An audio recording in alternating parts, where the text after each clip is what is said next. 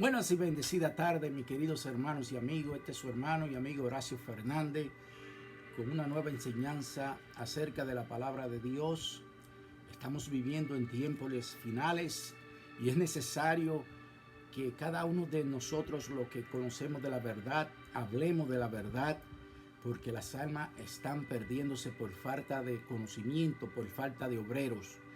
Así que, mis hermanos y amigos, esta es una de las razones por la cual estoy haciendo estos estudios, para de esa forma nosotros podamos tener un mejor conocimiento acerca de la palabra de Dios y de esa forma llevarla a las almas que se pierden por falta de conocimiento, como le dije, valga la redundancia.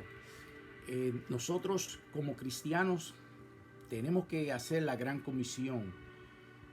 Fue algo que el Señor mismo, antes de partir, le instruyó a sus discípulos, a los apóstoles, y le dijo: ir y predicar el evangelio a toda criatura, a todo aquel que cree será salvo, y el que no cree será condenado. De esa forma es que nosotros como cristianos, y por ser agradecidos por esta salvación tan grande, tenemos que hablar la palabra a tiempo y fuera de tiempo, especialmente en estos tiempos como está viviendo el mundo, con tanto caos, con tantas confusiones. Las vidas andan buscando dónde buscar socorro, dónde buscar ayuda espiritual y emocional, y no buscan a Cristo, que es el que la tiene y el que da la liberación, la salvación. Por esa razón les digo, amigo que me escucha, que Cristo es la respuesta de todos estos problemas que están sucediendo en este mundo en estos tiempos. Voy a hablar acerca de el ser de Dios, que fue la última video que hice, y voy a seguir con esa misma línea, hablando de los estatutos de Dios, pero al mismo tiempo primero voy a hacer un preámbulo y voy a hablar de las doctrinas falsas que han creado los hombres para quitar a Dios de la esférica de la creación, porque ellos no creen que Dios fue que creó esta creación tan bella y tan perfecta como está creada. De esa forma voy a hablar acerca de los ¿cómo le puedo decir? De las creencias que ellos han creado y las cuales han confundido a la humanidad. Primeramente, como dice en 1 Corintios 13:12, que ahora vemos por espejo y conocemos en parte, pero llegará el tiempo donde lo veremos y lo conoceremos cara a cara a nuestro Dios. Aleluya. Entonces, por esa forma es que debemos nosotros de seguir escudriñando la palabra, para así aprender más y conocer mejor a nuestro Señor Salvador, y de esa forma también ayudar a otros a que vengan a los caminos del Señor, que vengan a la luz de Cristo. Dicho esto, voy a empezar hablando con la palabra politeísmo. Eso es un vocablo que significa adoración a varios dioses o a muchos dioses. Politeísmo. Y de esa forma hay muchas vidas que están todavía viviendo en estos tiempos adorando a diferentes dioses de imágenes y dioses que no son reales. El politeísmo fue característica de las religiones antiguas y se practica todavía en muchos países paganos.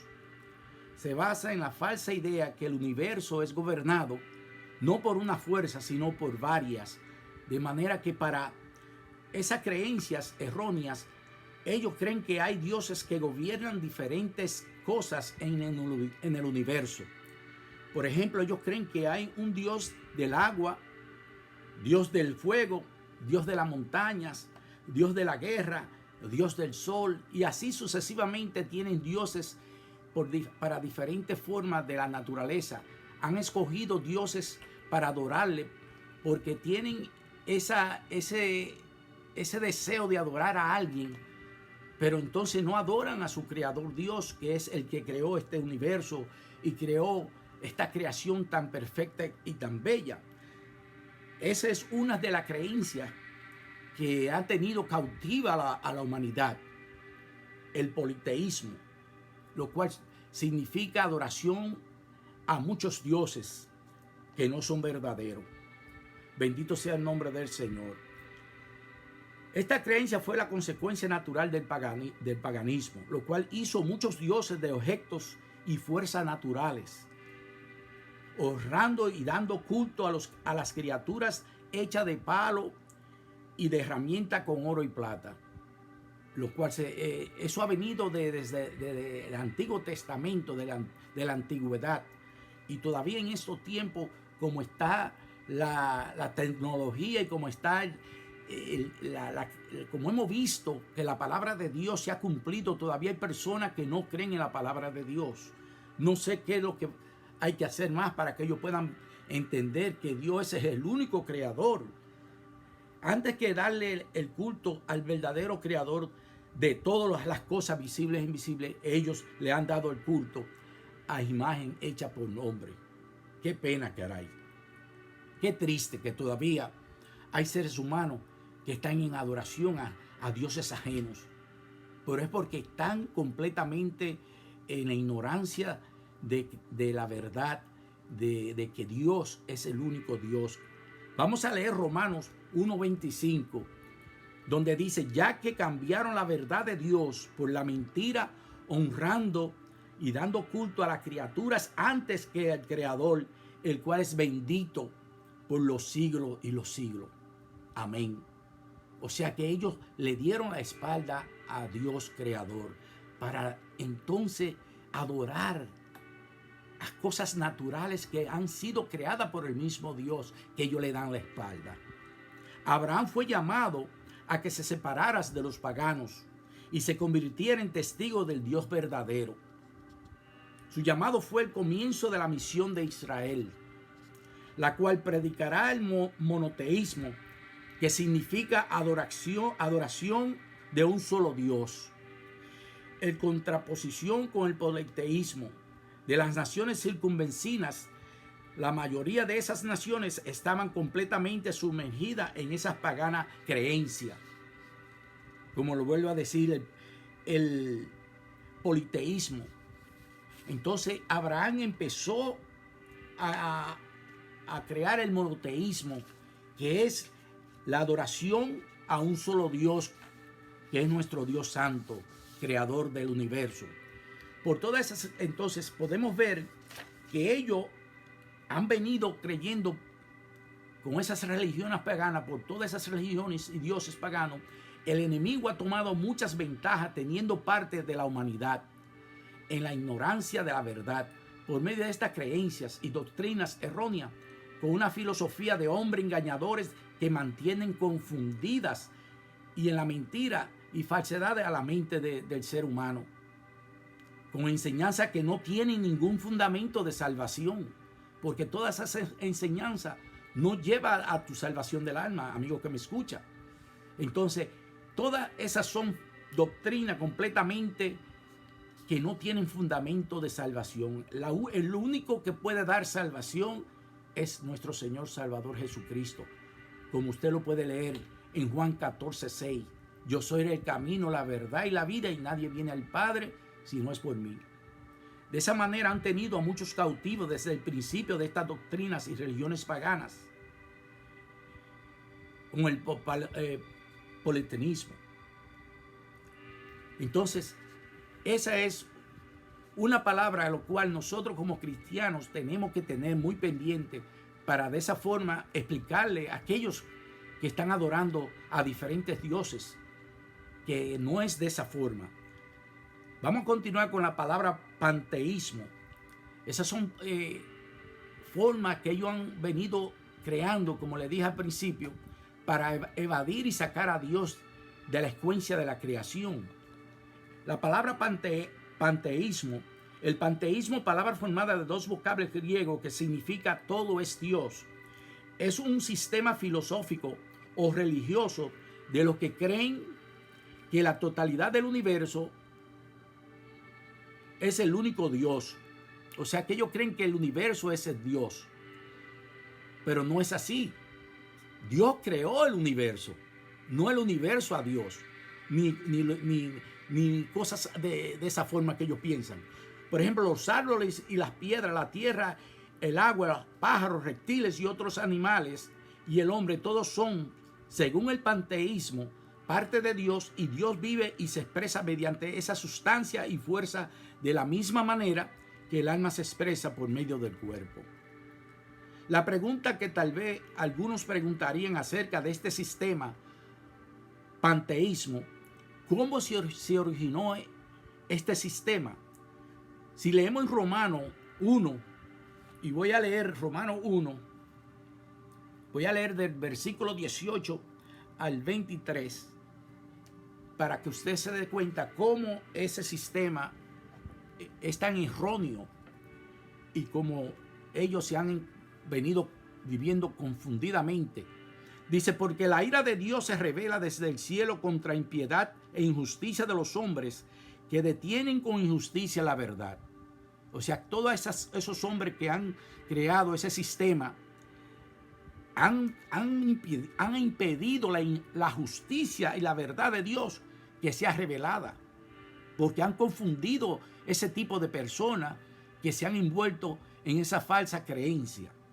Porque lo que de Dios se conoce le es manifiesto, pues Dios se le manifestó. Dios se nos ha manifestado en su creencia, en su creación. Él creó este mundo tan perfecto que vivimos nosotros ahora mismo, lo cual no está tan perfecto porque está gobernado por el príncipe de las tinieblas. Pero llegará el tiempo donde Dios va a traer un nuevo mundo que va a ser perfecto, como Dios hace todo perfecto, como nos creó a nosotros. El mismo hombre es una obra maestra de Dios. Nosotros mismos nos ponemos a chequear y ver qué complejo está hecho el cuerpo del ser humano. Cuántas células, cuántas arterias, venas, huesos y así sucesivamente. Y todo va trabajando ordenadamente como Dios lo creó. Continúa en el 20, dice, porque las cosas invisibles de Él, su eterno poder y deidad, se hacen claramente visibles desde la creación del mundo, siendo entendidas por medio de la cosa hecha, de modo que no tienen excusa. La misma palabra nos lo está diciendo. La misma creación nos ha dado la visibilidad de ver que Dios es grande y que Dios es real. Y el 21 dice, pues habiendo conocido a Dios, no le glorificaron como a Dios, ni le dieron gracias, sino que se envanecieron en sus razonamientos y su necio corazón fue entenebrecido. Profesando ser sabios, se hicieron necios, porque son unos necios aquellos que no creen en la creación que Dios ha creado, que es donde ellos mismos están viviendo. Y cambiaron la gloria del Dios incorruptible en semejanza de imagen de hombre corruptible, de aves, de cuadrúpedos y de reptiles. En otras palabras, ellos se fueron a adorar a cuadrúpedos, a reptiles, a aves, antes que venir y rendirse y adorar al Dios creador. Mire qué ignorancia es tan grande este tipo de sistema que ellos han creado. Bendito sea el nombre del Señor. Se nos proporciona el indicio, quizás fue que en el pasado lejano los filósofos paganos, habiendo perdido la vista a Dios, oiga como bien, habiendo apagado la vista a Dios y habiéndolo destituido de sus corazones, empezaron a comprender la necesidad de hallar algo que ocupara el lugar de Dios. O sea que ese vacío que el ser humano siente en estos tiempos también, solamente nuestro Dios lo puede llenar, puesto que el hombre siempre tiene necesidad de adorar a algo. El hombre siempre tiene necesidad de adorar a Dios, a algo, porque Dios hemos sido creados por Él y necesitamos estar cerca de nuestro Creador y adorarlo, porque para eso fuimos creados, para adorar a nuestro Creador Dios, para estar con Él eternamente, no para adorar cosas naturales y objetos que fueron creados para que nosotros los pudiéramos usar. Pero la ignorancia y la confusión de sus mentes lo han llevado a caminos erróneos completamente. Yo me imagino que buscaban algo grande que ocupara ese lugar que ocupa Dios en el hombre. Entonces, si Dios ha desaparecido del mundo, ¿por qué no dejar que el mismo mundo sea Dios?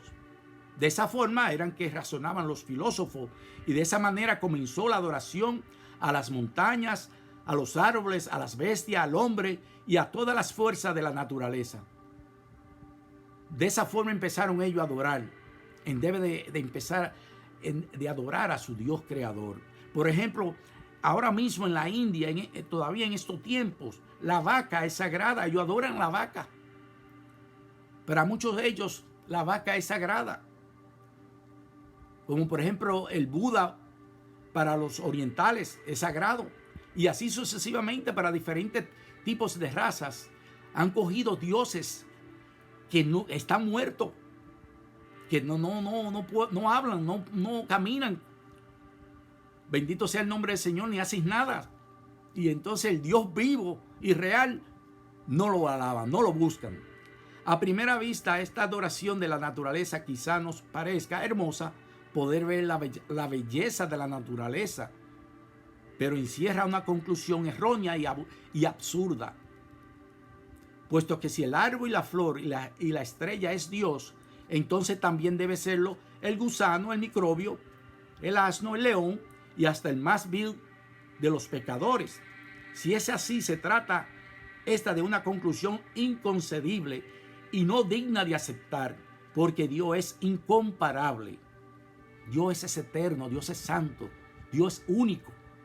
El panteísmo confunde a Dios con la naturaleza, pero como dicen, el poema no es el poeta, el arte no es el artista, la música no es el músico, y de la misma forma la creación no es Dios, porque Dios fue el que creó la creación, y no la creación creó a Dios, porque Dios es supremo, es único, y es el único Dios soberano y santo que está sentado en su trono.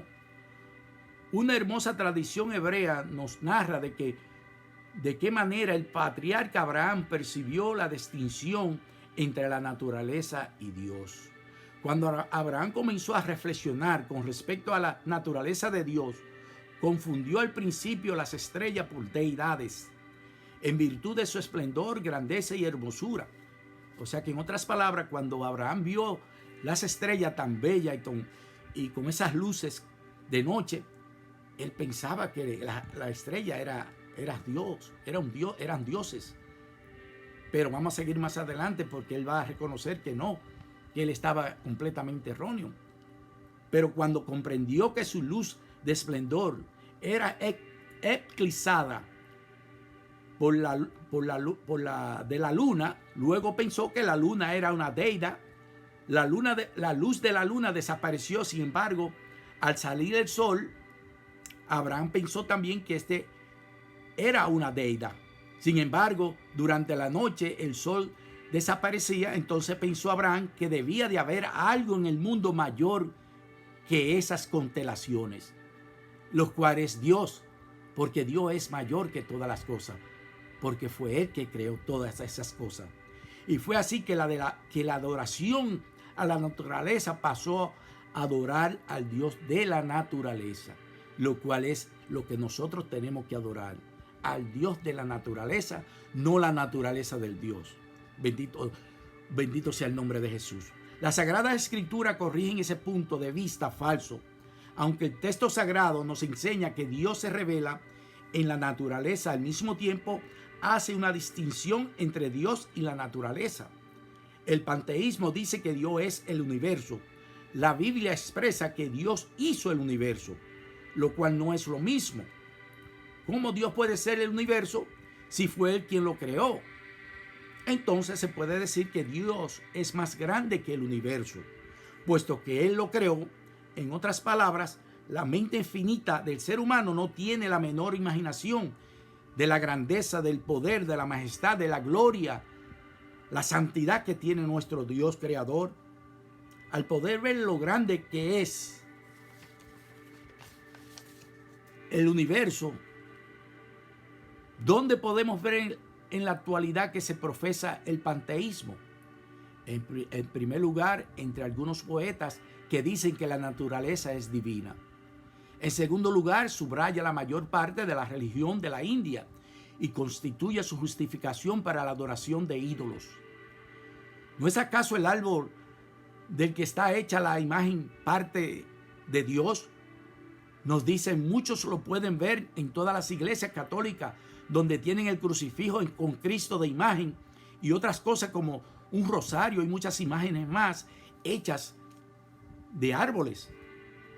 Entonces, en tercer lugar, la ciencia cristiana es una forma de panteísmo, pues una de sus creencias o doctrinas fundamentales es la siguiente: Dios es todo y todo es Dios. Técnicamente es panteísmo porque es idealista, entonces enseña que todo es idea y por lo tanto la materia es irreal. Pero la materia de las cosas que tocamos y vemos de la creación de Dios existen porque son visibles y reales. Entonces no son solamente ideas, también son materiales. Voy a continuar con el materialismo, lo cual lo voy a explicar rápidamente porque la clase es un poco larga y no quiero acortarla. Pero si no me da tiempo, voy a continuar con otro video. El materialismo niega que haya distinción alguna entre la mente y la materia y afirma que todas las materias, que todas las manifestaciones de la vida y de la mente y todas las fuerzas son simplemente propiedades de la materia. Así como el hígado segrega la bilis, así también el cerebro segrega pensamiento y el hombre es una máquina. Son algunos de los dichos favoritos de los materialistas, de aquellos que creen en el materialismo. También dice que el hombre es simplemente un animal. Declaran que el objeto del destruir la idea de la naturaleza superior del hombre y su destino divino, esta teoría no parece tan boba y absurda que apenas merece ser refutada. Sin embargo, en numerosas universidades, en centenares de novelas y en muchas otras formas, se discute y se cree que la idea de que el hombre es un bruto o una máquina que no es responsable de sus actos y que no es ni bueno ni malo. Oiga qué mente más materialista tienen los que piensan de esa forma. Para rebatir ese gran error, observemos la siguiente. Número 1, nuestra propia conciencia nos dice que somos algo más que materia y que somos distintos de un árbol o una piedra. Con esta teoría vale más un gramo de sentido común que una tonelada de filosofía, la cual yo digo que es una filosofía hueca, con fundamentos falsos, que confunden y aterrorizan con palabras altisonantes. Pero el error no se puede convertir en verdad mediante el ejemplo de palabras sofisticadas, kilométricas, de 5 sílabas o más.